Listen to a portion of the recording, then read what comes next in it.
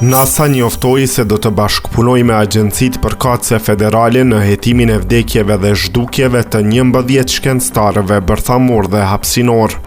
NASA po koordinohet dhe bashkëpunon me agjencitë përkatëse në lidhje me shkencëtarët e zhdukur.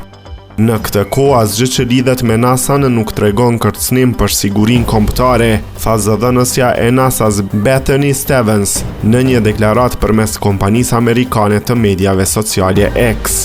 Agjencia është e përkushtuar ndaj transparencës dhe do të ofrojë më shumë informacion sa më shpejt e jetë e mundur, shtoi ajo.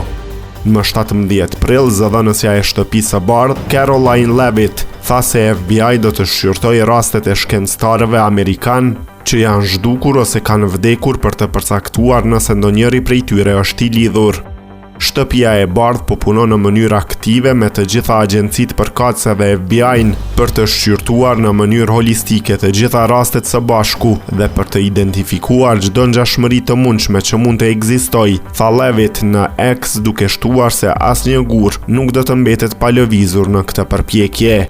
Që nga viti 2023 të paktën 11 shkencëtar, kryesisht të përfshirë në kërkimin shkencor në hapësirë dhe atë bërthamor, kanë vdekur ose janë zhdukur me disa ngjarje në rrethana të paqarta ose të dyshimta.